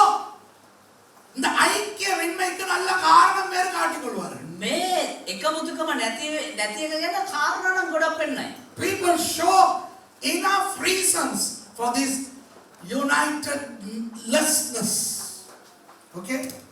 ஆனால் ஐக்கியம் ரொம்ப ரொம்ப முக்கியம். ඒ උනාට මේ එකමුතුකම ඉතා වැදගත්. நம்முடைய சபைகளுக்கு நாம் உண்மையுள்ளவர்களாக இருக்க வேண்டும். අපේ සභාවට අපි අවංකව අය විදිහට ඉන්න ඕනේ. ஆனால் மற்ற சபைகளை நேசிக்க வேண்டும். ඒ උනාට අපි අනිත් සභා ප්‍රේම කළ යුතුයි. நம்முடைய ஊழியக்காரருக்கு அடங்கி இருக்க வேண்டும். අපේ දේවදාසිට අපි යටත් වෙන්න ඕනේ. மற்ற ஊழியக்காரர்களை நேசிக்க வேண்டும். ඒ උනාට අනිත් සේවකයෝ අනිත් දේවදාසයෝ අපි ප්‍රේම කළ We යුතුයි. have to be faithful to our church. We have to be faithful to our pastor. But we have to love the other churches and we have to love the other pastors, and that's fellowship. சரி, சபைகளுக்கு இடையே ஒரு கதை. සභාව ඇතුළේම එක කතාවක්. නෑ සභාව අතර. සභාව අතරම එක කතාවක්. சபைக்கு உள்ளே மாத்திரம் ஐக்கியம் பாடுதா என்ன? සභාව ඇතුළේවත් මේකමතු හිටියනම් මොකෝ? Is there good fellowship in the church? சபைகளுக்கு உள்ளே ஒரு நல்ல ஐக்கியம் இருக்க வேண்டும். සභාව ඇතුළේවත් එක එකමුතුකමක් තියෙන්න ඕනේ. சில ஆம்பளைகள் இருக்காங்க. සමහර පිරිමි ඉන්නවා. அவங்களோட ஐக்கியம் முழுக்க பொம்பளைகளோட. ඒගොල්ලෝගේ එකමුතුකම සම්පූර්ණයෙන්ම ගෑනු කට්ටියත් එක්ක ඉදරයි. என்னடா சில பொம்பளைகளுக்கு ஐக்கியம் முழுக்க ஆம்பளைகளோட. සමහර ගෑනුවාට මේ සම්බන්ධකම සම්පූර්ණයෙන්ම මේ පිරිමියත් එක්ක ඉදරයි. Some men have tremendous unity, fellowship with women, only women. And some women have tremendous fellowship with men. But the others, பயங்கரமா கடிப்பாங்க மத்தவங்க. අනිත් කට්ටිය වාහනක විදිහට බලනවා. சபைகளுக்குள்ள ஒரு ஐக்கியம் இருக்க வேண்டும். සභාව ඇතුළේ එක එකමුතුකමක් ஒரு තියෙනවා. அன்பு இருக்க வேண்டும். ප්‍රේමය තියෙන්න ඕනේ. இப்போ இந்த சபையிலே கூட்டங்கள் நடக்கிறது அல்லவா? දැන් මේ සභාවේ රැස්වීම තියෙනවනේ. பெண்கள் கூட்டம் நடக்கிறது அல்லவா? කාන්තා රැස්වීම තියෙනවනේ. அதனுடைய நோக்கம் என்ன தெரியுமா? ඒකේ අරමුණ මොකක්ද දන්නවද? ஜெபம் மாத்திரமல்ல, යාච්ඡා විතරක් නෙවෙයි. ஐக்கியம். එකමුතුකම. Ladies meeting in our church or in any church. The purpose of the ladies meeting is not just prayer but also fellowship. அதுபோல உபவாச ஜெபம் நடக்கிறது அல்லவா? ඒ වගේම නිරාහාර යාඥාව පැවැත්වෙනවනේ. அது ஜெபம் மாத்திரமல்ல, ஐக்கியம். ඒ යාඥාව විතර නෙවෙයි එකමුතුකම. ஞாயிறு ஆராதனை ஏன் நடக்குது? ඉරුදින දේව මෙහෙයි පවත්වන්නේ. ஏன் ஞாயிறு ஆராதனை முடிந்தவுடனே டைனிங் ரூம் கொண்டு போய் எல்லாருக்கும் சாப்பாடு கொடுக்கிறோம்? ඇයි මේ ඉරුදින දේව මේ ඉවරුණ ගාම මේ උඩට එක්කන් ගිහලා කට්ටියන්ට කැම දෙන්නේ? உங்களுக்கு வீடுகளுக்கு இப்படி சாப்பிட தெரியாமலா? අයියෝ ඔයාලට ගෙදර ගිහලා කන්න දන්නේ නැතුවද? ஐக்கியம். එකමුතුකම. Why do we provide lunch after service? Is it because you don't have food in your homes? No. Fellowship. Fellowship. இப்போ நான் பாருங்க, දැන් දේවදාසයව බලන්න. எனக்கு எவ்வளவோ உடம்புல பிரச்சனை இருக்குது. දැන් කොච්චරදෝ ශරීරයේ ප්‍රශ්න තියෙනවා. நீங்க சாப்பிட்ற சாப்பாடு எனக்கு சாப்பிட முடியாது. ඔබ කන්නාව ආහාර දේවදාසයට කන්න බෑ. ஆனால் நான் எங்க வந்து சாப்பிடுறேன்? හැබැයි කොහෙට ඇවිල්ලා තමයි දේවදාසයක් කන්නේ? டைனிங் ரூம் தான் வந்து சாப்பிடுறேன். ඩයින් වල ඇවිල්ලා තමයි කන්නේ. ஏன் வந்து சாப்பிடுறேன்? ඇයි එහෙම ඇවිල්ලා කන්නේ? எனக்கு கஷ்டம் அங்கே வந்தா. දේවදාසට අමාරුයි එන එක. நீங்க சாப்பிடுற சாப்பாடை எச்சி ஊறிக்கிட்டே எனக்கு கொடுக்குற கன்றாவியம் முழுங்குறேன். ඇයි ඔබ අපි කන්නාව ඒ කැම දිහා බලාගෙන කෙල ගිල ගිල පාස්වර්ඩ් දෙන එක කන්න ඕනේ. உங்களுக்கு விஷயம் தெரியாம நீங்க ஏன் பிளேட் எச்சியோட பார்க்கலாம். එච්චියෝඩ இல்ல එච්චියෝඩ. ඔබ අපි කාරණාව දන්නක පාස්ටේ කැම දිහා බලන අපි කියලා හදාගෙන ඉන්න පුළුවන්. எனக்கு தான் தெரியும், அந்த திங்கிற எனக்கு தான் தெரியும் எவ்வளவு கஷ்டத்தோட திங்க வேண்டி இருக்குது. நீங்க எல்லாம் அந்த உங்க சாப்பாடை சாப்பிடும்போது எனக்கு வயிறெல்லாம் கெஞ்சும். அது ஒரு வாய் எடுத்து கடத்தனமா முடிஞ்சுக்கோட இங்க அதுதான் ஒண்ணு பார்த்துக்கிட்டு இருக்குது இருக்கிறது அந்த மாதிரி. මට ආසයි ඕගොල්ලෝ කන කෑම කන්න. මට දෙනවා අර මොකද්ද ජිල්පියා. ඒක කනකොට හොරෙන්වත් මේ පිඟානෙන් ගන්න බෑ. මේ මොකද්ද මේ ආන්දක මොනවද කියන්නේ? මේ මකමුණා වගේ කෙනෙක් ඈත ඉඳන් බලාගෙන. அன்னைக்கு அப்படிதான் ஆசையா கொஞ்சத்தை எடுத்தேன். ஆந்த பறந்து வந்து එදා එහෙම තමයි ආසාව කියලා කැල්ලක් ගන්නකොටම බමුණ ඇවිල්ලා කියලා රංගියල්ලා. බලකදා நான் வளர்க்குற ஆந்தைக்கு மேர்சின்னு பேர் வேற. ආස්ත பக்கம் முன்னாடி நம்ம மேர்சி. அப்போ ஆனால் ஏன் நான் கஷ்டத்தோடு வந்து உங்களோட சாப்பிடுகிறேன்? ඒ වුණාට ඇයි පාස්ටර් අමාරුවෙන් හරි ඇවිල්ලා අපිත් එක්ක කෑම කන්නේ? Why do I join you to eat the fellowship? ஐக்கியம். එකමුතුකම. விளங்குதா உங்களுக்கு? அப்போ சபைக்குள்ளே இந்த கூட்டங்கள் நடத்துவது, இந்த ஜெபம், டூர் ட்ரிப் எல்லாம் போனமே. என்னத்துக்கு ட்ரிப் போனோம்? චාරිකා ගියා මේ ආඥා පවත්වන. ඇයි මොකටද ගියේ? நீர் குழம்பு கடல் காட்டுறதுக்கு நாங்க தான் சர்ச் வந்து கூட்டிட்டு போனோம். මේ මේගොමේ මූද පෙන්නන්න චර්ච් එක යන්න ඕනද? ஐக்கியம், கிறிஸ்தவர்களுக்கு இடையே ஐக்கியம் வேண்டும். එකමුතුකම සභාව ඇතුළේ එකමුතුකම අවශ්‍යයි. We got to have fellowship. And that's what John is saying. அவர் அதான் சொல்லுகிறார், நீங்களும் எங்களோட ஐக்கியம் உள்ளவர்களாகும்படி உங்களுக்கு அறிவிக்கிறோம். விளங்குதா? ඒක තමයි යොහන් කියන්නේ නුඹලා අප සමග පංකාරකම ලබන පිණිස. அதிலே அவர் என்ன அழகாக முடிக்கிறார் தெரியுமா? යොහන් කොහොමද දන්නවද මේක ලස්සනට අවසන් කරන්නේ? Everything you need to find where he says, I think in verse 3 part B, அந்த மூன்றாவது வசனத்திலே கடைசியிலே சொல்கிறார், எங்களுடைய ஐக்கியம் பிதாவோடும் அவருடைய குமாரனாகிய இயேசு கிறிஸ்துவோடும் இருக்கிறது. வாவ். තුනේ අවසන් කොටස අපේ පංගුකාරකම පියාණන් වහන්සේද සුවකීය පුත්‍ර යේසුස් ක්‍රිස්තුස් වහන්සේද සමගය. Our fellowship is with the Father and with His Son Jesus Christ. பாருங்க, இந்த இடத்துல ஐக்கியத்தை பற்றி பேசும்போது என்ன சொல்லுகிறாரு? බලන්න මේ ස්ථානයේ පංගුකාරකම එකමුතුකම ගැන කතා කරද්දී මොනවද කියන්නේ කියලා. Look at what he says pertaining to fellowship. எங்களுடைய ஐக்கியம் අපේ පංගුකාරකම பிதாவோடு. Number 1, பிதாவோடு. එක පියාණන් වහන්සේද. Firstly, our fellowship is with the Father. Okay? தேவனோடு. Okay? කියන්නේ දෙවියන් වහන්සේත් එක්ක. பிதா எதை குறிக்கும் இந்த இடத்திலே? පියාණන් වහන්සේ මොකද නිරූපණය කරන මේ ස්ථානයේ? தேவனை குறிக்கும். දෙවියන් වහන්සේව. Father here cannot God. Okay? So our fellowship is with God. அவருடைய குமாரனாகிய இயேசு கிறிஸ்துவோடு. සුවකීය පුත්‍ර යේසුස් ක්‍රිස්තුස් වහන්සේද සමග. Okay? His son Jesus Christ. What does that denote? The word of God. அது எதை காட்டுகிறது? வார்த்தை. சரிதானே? ඒක මොකද නිරූපණය කරන්නේ? වාක්‍යano වචනය. நீங்கள் எங்களோட ஐக்கியமாகுங்கள். ඔබත් අප සම්පංකාරකම් ලබන්න. அப்போ யோவான் என்ன சொல்றார்? ඒතර යෝහන් මොනවද කියන්නේ? மூன்று ஐக்கியம் எதான்? මේ පංකාරකම් තුන මොකද? What are the three fellowships of John? Fellowships of John. First, we have fellowship with God. முதலாவது நாங்கள் தேவனோடு ஐக்கியம். පළමු කොට අපි දෙවියන් වහන්සේත් එක්ක පංකාරකම. இரண்டாவது அவருடைய வார்த்தையோடு ஐக்கியம். දෙවනුව උන්වහන්සේගේ වචනය සමග පංකාරකම. Secondly, we have fellowship with the word. Thirdly, we have fellowship with you, the people. மூன்றாவது உங்களோடு ஐக்கியம். තුන්වනුව ඔබත් සමග පංකාරකම. இதுதான் මේක තමයි ஒரு ஆசீர்வாதத்தை கொடுக்க போகிறதாம். ආශිර්වාදයක් දෙන්න යන්නේ. அது என்ன ஆசீர்வாதம்? මොකක්ද ඒ ආශිර්වාදය? This fellowship is going to give a certain blessing. What's that blessing? Verse 4, நாலாவது வசனம். හතරවෙනි පදය. உங்கள் சந்தோஷம் நிறைவாய் இருக்கும்படி இவைகளை உங்களுக்கு எழுதுகிறோம். මේ දේවල් ලියා එවන්නේ ඔබේ ප්‍රීතිය සම්පූර්ණ වන පිණිසය. And these things we write unto you, that your joy may be full. என்ன ஆசீர்வாதம்? මොකක්ද ආශිර්වාදය? நிறைவான சந்தோஷம். සම්පූර්ණ වූ ප්‍රීතිය. Fullness of joy. அன்பானவர்களே, ප්‍රමාදිනේ ஆசீர்வாதம் என்றால் என்ன? ආශිර්වාදය කියන්නේ මොකක්ද? ஆசீர்வாதங்கள் சிலவற்றை சொல்லுங்கள் என்றால், ආශිර්වාදයන් ටිකක් කියන්න කියලා කිව්වොත් එහෙම சரி உங்ககிட்ட கேட்போமே. දැන් ඔබෙන් මහන්නකො. சில பேர் சொல்லுங்க பாப்போம், ஒரு ஆசீர்வாதங்கள் கொஞ்சம் ஒன்று ரெண்டு சொல்லுங்க. Tell me some of the joyful things. Some of the blessings. Tell me. யாராவது ஏதாவது இல்ல சந்தோஷம் இல்ல வேற ஏதாவது சந்தோஷத்தை பத்தி பேசுறோம்.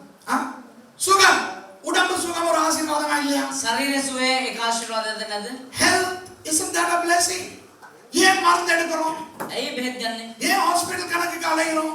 ඇයි හොස්පිටල් ගානේ යන්නේ?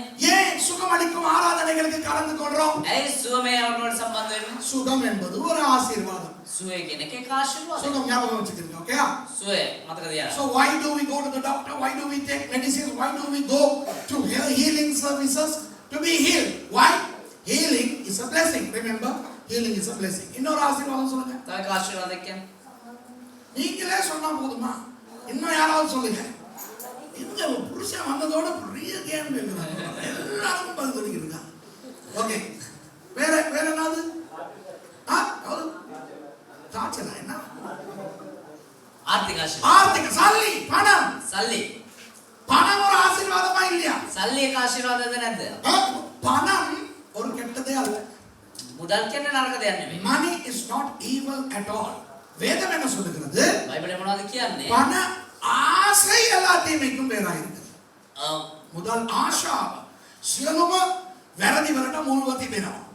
The love of money is the root of all evil. It's the love of money, not money. பண ஆசை தான் கூடாது, பணம் கூடாது. සල්ලි හොඳ නැතුව නෙමෙයි. සල්ලි වලට තිබෙන ආශාව තමයි හොඳ නැත්තේ. பணம் ஆசீர்வாதமா இல்லையா? ඒතකොට සල්ලි ආශිර්වාදද නැද්ද? திடீர்னு உங்களுக்கு யாராவது வந்து 10,000 கொடுக்குறாங்க, ஆசீர்வாதமா இல்லையா? කවුරු එක්කෙනෙක් කියලා එක පාට ඔබට 10,000 දෙනවා. ආශිර්වාදද නැද්ද? Suddenly if somebody comes and gives you 10,000 rupees, isn't that a blessing? Blessing. அப்ப பணம். முதலாவது சுகம் ஒரு ஆசீர்வாதம். ඒතකොට සුව එක ආශිර්වාදයක්. Okay, healing is a blessing, health is a blessing, and then money is a blessing. பணம் ஒரு ஆசீர்வாதம். මුදල් ඇවිල්ලා ආශිර්වාදයක්. வேற ஏதாவது இவருக்கு ஒரு ஆசீர்வாதம் ரொம்ப அவசரமா தேவைப்படுது. මට එක ආශිර්වාදයක් ඉතා ඉක්මනින් සීක්‍රෙන් අවශ්‍යයි. இவருக்கு 4 பேருக்கு அந்த ஆசீர்வாதம் வேணும். 4 දෙනෙකුට ඒ ආශිර්වාදය වනේ. இந்த லைவ்ல பாக்குறவங்க සජීව වන්නයි. மகேஷ், பாஸ்டர் டேனி, මම පාස් Danny, brother Rohan, brother Rohan, brother Francis. Brother Francis. இந்த 4 பேருக்கும் ஒரு ஆசீர்வாதம் இல்ல, 4 ஆசீர்வாதம் வேணும். මේ 4 දෙනාට එක ආශිර්වාදයක් නෙවෙයි, ආශිර්වාද 4ක් ඕනේ. 4 பொம்பளைங்க வேணும். කෙල්ලෝ 4 දෙනෙක් ඕනේ. அதாவது உனக்கு 4 பொம்பளைங்க இல்ல, அவருக்கு ஒண்ணு, ஒரு பொண்ணு, ஒரு பொண்ணு, 4 பொம்பளைங்க. இப்ப கல்யாணம் கட்டாத உங்களுக்கு ஒரு பொண்டாட்டி கிடைச்சா, அந்த பொண்டாட்டி இல்ல, ஒரு பொண்ணு உங்களுக்கு பொண்டாட்டியா கிடைச்சா ஆசீர்வாதமா இல்லையா? එතකොට கேள்விக்கு பதில் சொல்லிட்டு එතකොට විවාහ නොවුණා මට විවාහ වෙන්න එකෙන් ලැබුණා නම් ඒක ආශිර්වාදයක්. Okay, so those of like Mahesh, Danny, Francis and Ron, they need wives. Okay, not other people's wives. They need their own wives. Okay, so when you get a wife, it's a blessing. கல்யாணம் சொல்லுமா? එතකොට විවාහය කියලා අපි කියමු. கல்யாணம்னா அது ஒரு ஆசீர்வாதம். ஓகேயா? இன்னும் ஒரு ஆசீர்வாதம் என்ன? கல்யாணத்துக்கு பிறகு என்ன வேணும் உங்களுக்கு?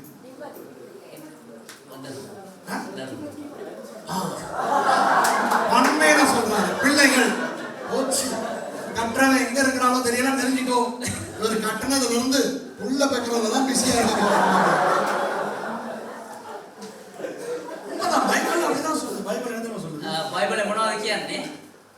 சேத்தை பெற்ற பின் சேத்வர் සේත මේ වැදුවට පසුව ஆபிரகாம் இத்தனை வருஷம் உயிரோடு இருந்து குமாரர்களையும் குமாரத்திகளையும் பெற்றான்.